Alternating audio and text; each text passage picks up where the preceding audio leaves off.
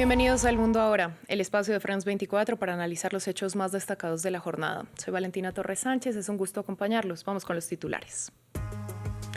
Con un tono conciliador, el secretario de Estado Marco Rubio se dirigió a sus socios europeos durante la conferencia de seguridad de Múnich. Dijo que el presidente Donald Trump quiere una alianza renovada. No obstante, destacó que tendrá que ser bajo los términos del republicano. 5 naciones europeas condenaron este sábado lo que calificaron de asesinato de Alexei Navalny.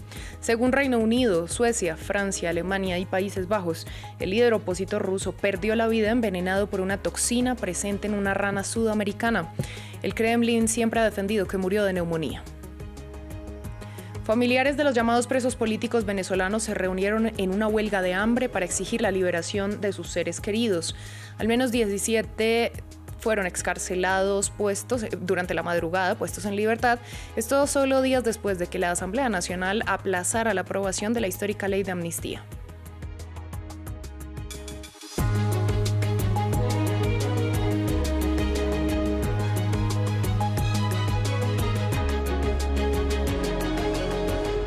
Damos inicio hablando de la conferencia de seguridad de Múnich, donde se pronunció el jefe de la diplomacia estadounidense Marco Rubio, quien aseguró que Washington quiere una alianza renovada con Europa.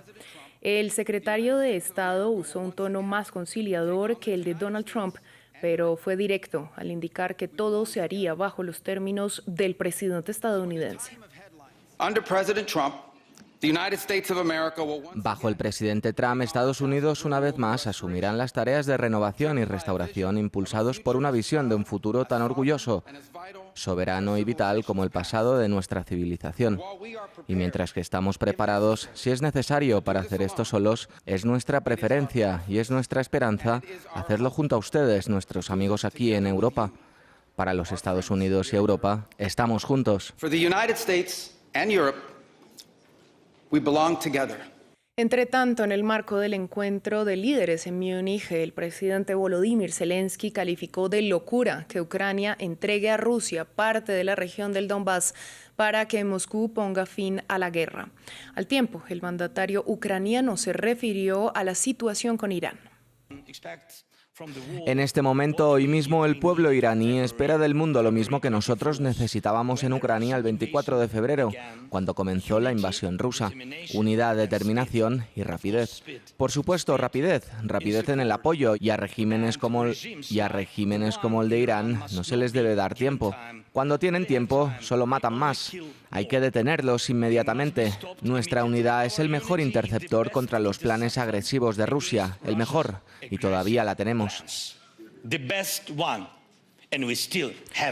Ahora hablamos del opositor ruso Alexei Navalny porque un comunicado conjunto de Reino Unido, Francia, Alemania, Suecia y Países Bajos indica que tras analizar muestras confirmaron que el líder fue envenenado con una toxina llamada epibatidina que se encuentra en ranas venenosas de Sudamérica. La versión oficial del Kremlin indica que el opositor murió por complicaciones de una neumonía en prisión. Tras la revelación, Francia aseguró que Moscú está preparado para usar armas biológicas contra su propia población y la esposa de Navalny defendió que el asesinato por fin está probado por la ciencia. Reino Unido, Francia, Alemania, Suecia y los Países Bajos aseguran que Rusia mató al líder opositor Alexei Navalny usando la neurotoxina epibatidina encontrada en la piel de una rana dardo. La conclusión se basa en los análisis de muestras de Navalny según un comunicado difundido este sábado. En la naturaleza, este veneno se encuentra en la piel de la rana dardo ecuatoriana. Provoca parálisis, paro respiratorio y una muerte muy dolorosa. Rusia afirmó que Navalny murió por causas naturales. Sin embargo, dada la toxicidad de la epibatidina y los síntomas reportados, es muy probable que el envenenamiento fuera la causa de su muerte. Navalny falleció mientras estaba en prisión, lo que significa que Rusia tenía los medios, el motivo y la oportunidad de administrarle este veneno. El reiterado desprecio de Rusia por el derecho internacional y la Convención sobre Armas Químicas es claro. Navalny, quien emergió por su lucha contra la corrupción oficial como un líder opositor al gobierno ruso, organizó protestas masivas contra el Kremlin y desafió al presidente Vladimir Putin. Envenenado una primera vez en 2020, fue hospitalizado en Alemania antes de volver a Rusia en 2021, donde fue inmediatamente arrestado y después condenado a 19 años de cárcel, juicio criticado por supuestas motivaciones políticas. Navalny murió en la colonia penal del Ártico en febrero de 2024. Su esposa Yulia Navalnaya ha acusado a Putin de asesinarle. Ahora ya no son palabras, sino pruebas científicas de que mi esposo Alexei Navalny fue envenenado y asesinado por el gobierno ruso y por Vladimir Putin en una prisión rusa. El gobierno ruso ha negado cualquier responsabilidad en la muerte del opositor y ha mantenido que murió tras enfermarse luego de una caminata. Irán también marca la agenda de la Conferencia de Seguridad de Múnich. De hecho, Reza Pahlavi, el hijo del último Shah iraní que vive en Nueva York, pidió ayuda a Donald Trump para derrocar la República Islámica. Estas peticiones llegan un día después de que el presidente estadounidense anunciara que redirigió el mayor portaaviones del mundo, el USS Gerald Ford, desde el Caribe hacia el Mar Arábigo por si los diálogos con Teherán no van como él desea. El informe es de Gabriel Corchen. Trump sube la presión un escalón más. El presidente estadounidense ordenó el despliegue del portaaviones USS Gerald Ford a Medio Oriente. Al tiempo que intenta intimidar a Irán, también se prepara seriamente para una guerra en caso de no llegar a un acuerdo. Las negociaciones entre Washington y Teherán son delicadas. Estados Unidos pide a Irán cancelar por completo su programa nuclear, mientras que Teherán defiende su derecho a un programa nuclear civil. Trump también busca discutir el programa de misiles balísticos de Irán, algo que Teherán se niega a hacer, al menos públicamente. 2 funcionarios estadounidenses confesaron a la agencia Reuters, bajo condición de anonimato, que Washington se estaba preparando para un conflicto que podría durar semanas. Donald Trump ya desplegó lo que llama una armada en Medio Oriente. Está constituida por el portaaviones Abraham Lincoln, buques destructores que pueden derribar misiles balísticos iraníes, navíos de combate y submarinos que pueden lanzar misiles hasta Irán. El portaaviones Gerald Ford acompañará al portaaviones Abraham Lincoln. Es el más grande del mundo, tiene 2 reactores nucleares, puede albergar a más de 75 aviones militares y dispone de radares sofisticados para poder controlar el tráfico aéreo. Su tripulación incluye a más de 4.000 soldados y se estima que operarlo cuesta millones de dólares al día. Este nuevo despliegue aumenta la capacidad de atacar a Irán desde el mar y de defender a las 8 bases permanentes, además de las no permanentes, que tiene Estados Unidos en la región y a los países que las acogen.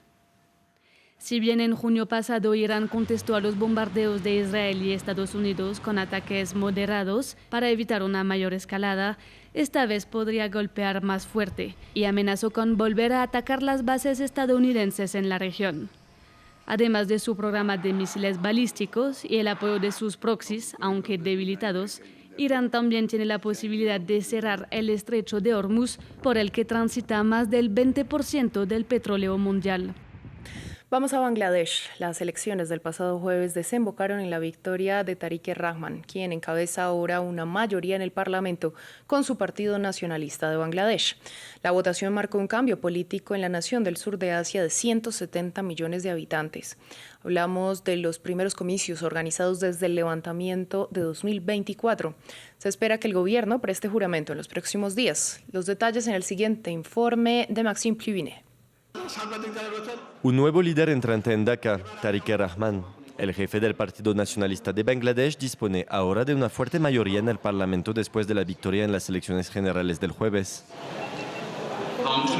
Desde hoy, todos somos libres, con la verdadera esencia de la libertad y los derechos restaurados. Felicito al pueblo de Bangladesh. Estamos a punto de comenzar nuestra trayectoria en una situación marcada por una economía frágil dejada por el régimen autoritario, instituciones constitucionales y estatutarias debilitadas. Una alianza liderada por el partido Jamaat-e-Islami, el mayor partido islamista del país, se perfila para formar la oposición. Estamos agradecidos con Alá de que las elecciones hayan sido pacíficas y no haya habido violencia.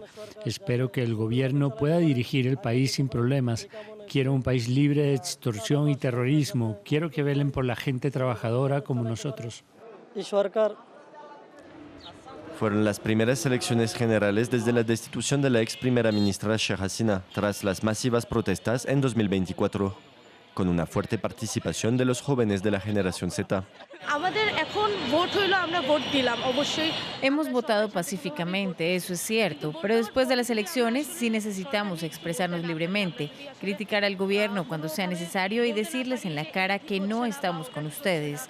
Si no podemos hacer esto, eso es un problema. Si pueden aceptar críticas y tomar sugerencias de nosotros, entonces será un gobierno más afín a la generación Z. Un gobierno interino encabezado por el Premio Nobel de la Paz Muhammad Yunus supervisó los comicios. Desde su destitución, la ex primera ministra Sheikh Hasina se encuentra exiliada en India y fue condenada a muerte en ausencia por crímenes de lesa humanidad por las centenares de muertes durante el levantamiento de 2024. Cambiamos de tema porque en Venezuela, familiares de los llamados presos políticos iniciaron una huelga de hambre este sábado para presionar por más excarcelaciones. Esto justamente luego de que en la madrugada fueran liberados 17 de esos detenidos. Las excarcelaciones se produjeron tras el aplazamiento en la aprobación de la histórica ley de amnistía. Así se pronunció el líder de la Asamblea Nacional, Jorge Rodríguez. En el marco de la ley de amnistía, 17 personas privadas de libertad en zona 7 están siendo excarceladas en este momento.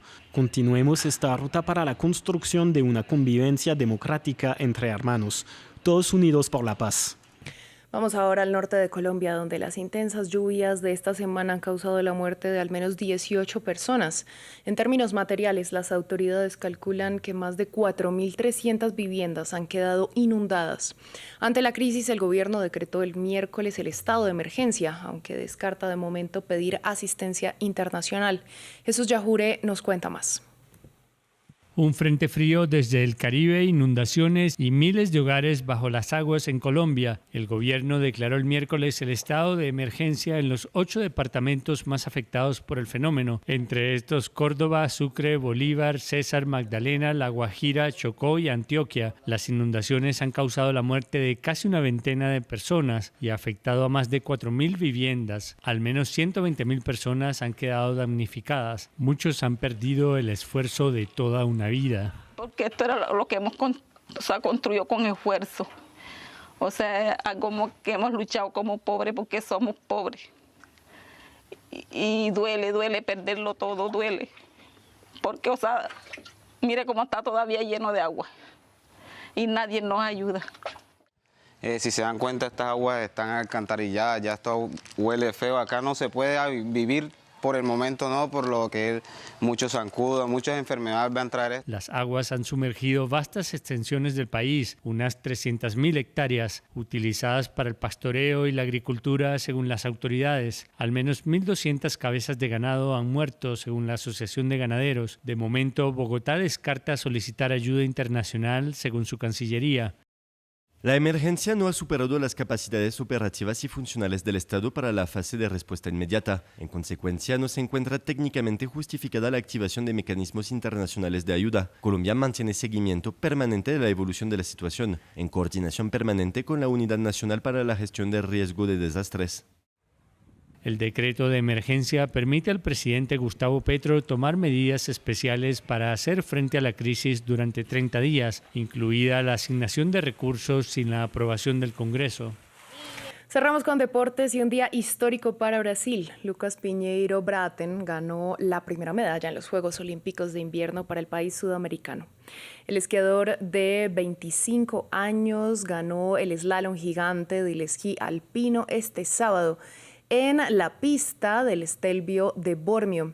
Nacido en Oslo, Pinheiro Braathen representa desde 2024 los colores de Brasil, la patria de su madre. Hasta el momento, el mejor resultado de Brasil en los Olímpicos de Invierno era un 9º puesto en snowboard cross. El presidente Luis Ignacio Lula da Silva celebró la victoria en su cuenta de Twitter. Así llegamos al final de esta emisión de Noticias en France 24. A ustedes les agradecemos su sintonía y les recordamos que pueden ampliar todo nuestro contenido en la web france24.com.